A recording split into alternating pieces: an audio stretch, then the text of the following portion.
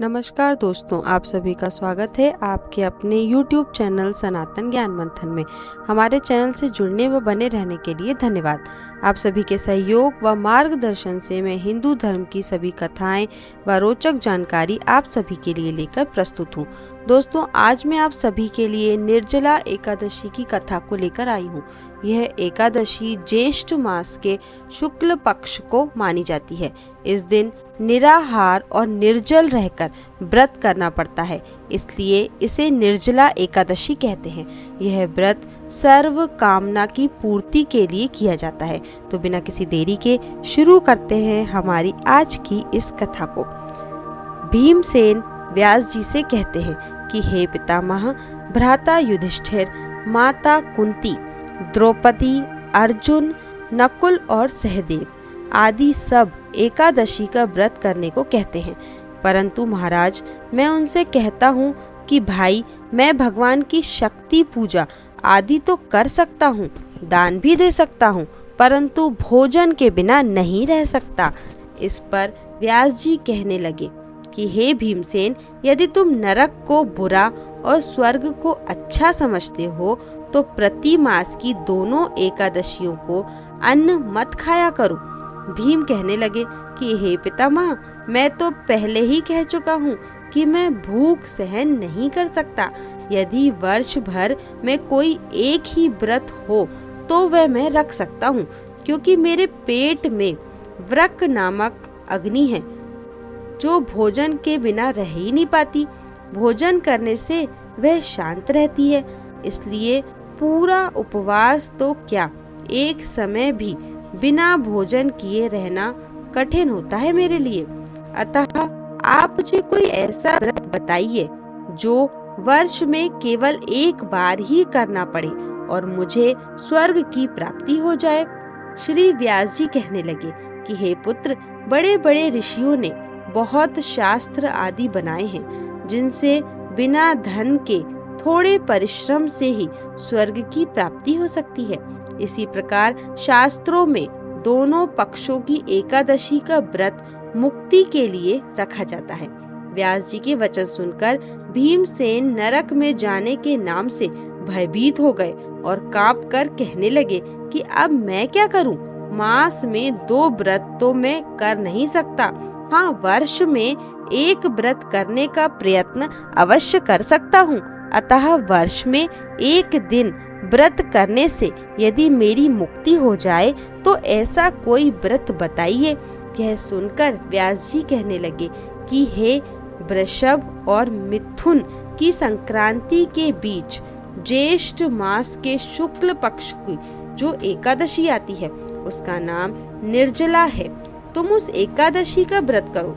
इस एकादशी के व्रत में स्नान और आचमन के सिवा जल वर्जित है।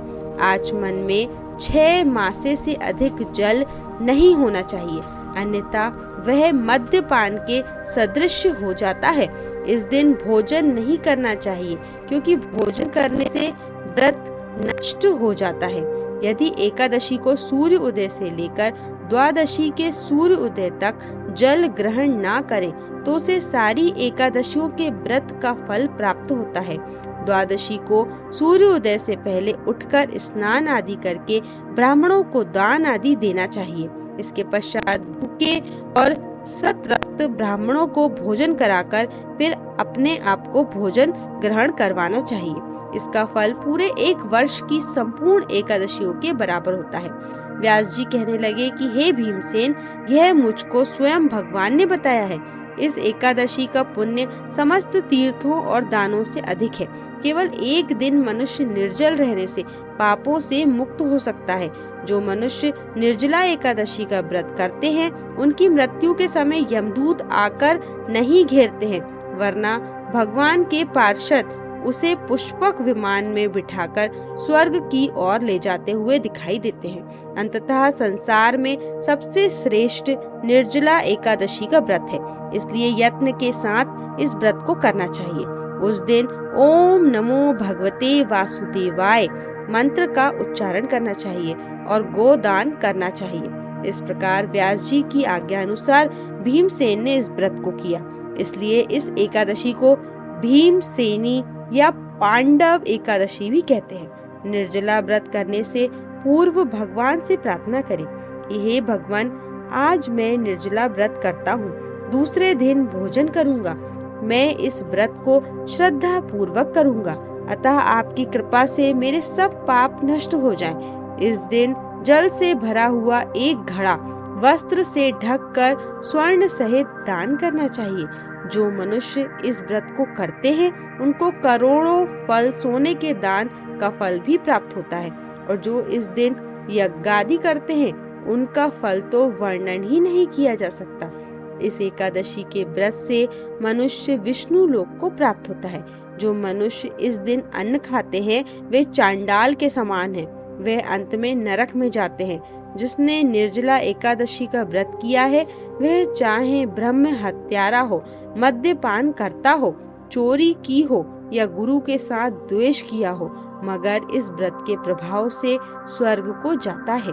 हे कुंती पुत्र, जो पुरुष या स्त्री श्रद्धा पूर्वक इस व्रत को करते हैं उन्हें अग्र लिखित कर्म को करने चाहिए। प्रथम भगवान का पूजन, फिर गौदान, ब्राह्मणों को मिष्ठान व दक्षिणा देनी चाहिए तथा जल से भरे कलश का दान अवश्य करना चाहिए।